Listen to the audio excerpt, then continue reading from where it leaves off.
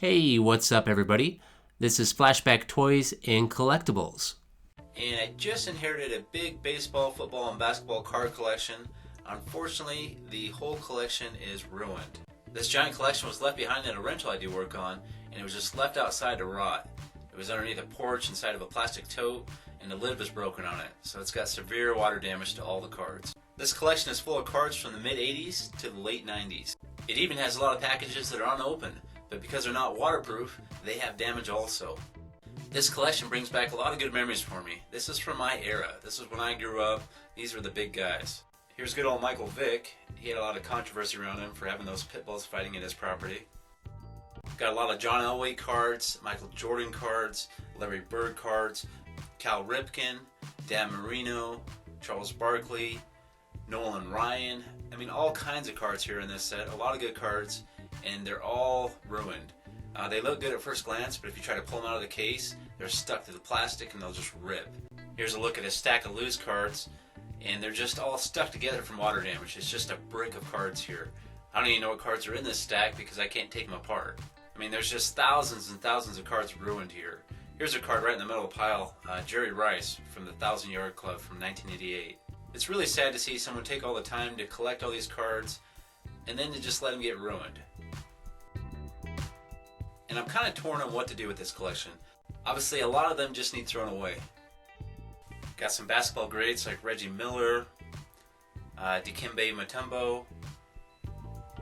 Man, a lot of good cards are in here. It's just a shame that all these cards are damaged. Here's a Chris Webber card. I tried to pull it out of there, and it just ripped because it was stuck to the plastic there. Well, I bet this card's worth a lot of money now. Well, it probably never was. Here's a Brian Bosworth card from 1988. Known as the Boz. He's also known as one of the biggest sports flukes in history, not living up to the hype and potential that he created.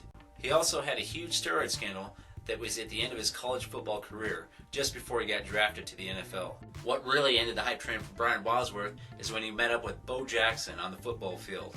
On November 30th, 1987, Monday Night Football, the two finally have a showdown. When the two collided, Bo Jackson just ran through him and dragged him through to the end zone for a touchdown.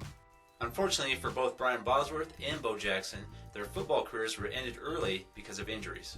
But Bo Jackson continued to play baseball until 1993. He's one of the only athletes to be an all-star in both baseball and football. And he's very famous for the Bo Knows campaign that started back in the late 80s. Even in high school, Bo Jackson was an amazing athlete. He could do the high jump at 6'9". He could do the 100-meter dash in 9.54 seconds. He also competed in decathlons, and in decathlons he would get so far ahead in points against all his competitors, then the last event, the 1,500 meter dash, he wouldn't even have to compete. He could just sit it out and still win the event. But sadly, if I try to remove any of these cards, this is what happens. I just destroy them. Fortunately, the 80s and 90s baseball, basketball, and football cards just aren't worth that much. But that's not really the point. The point is, if you're going to go through all this trouble to collect all these cards, you should take care of them. I have a collection of cards myself from when I was younger. It's nothing near this size of collection, but I've took care of my collection, and it's in good shape still. Here's another huge baseball player from back then, Frank Thomas, nicknamed the Big Hurt. He was one of the very few baseball all-stars that wasn't under suspicion for steroid use in the 90s, and he was an advocate for drug testing as early as 1995.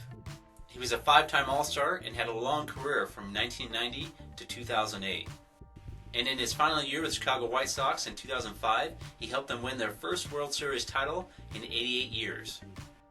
I remember back in the day when I was collecting cards when I was a kid, some of the Frank Thomas cards had some pretty good value to them already.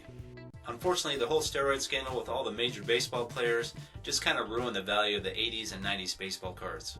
And on top of that, they were just printing way too many cards at the time. Everyone had baseball cards at the time.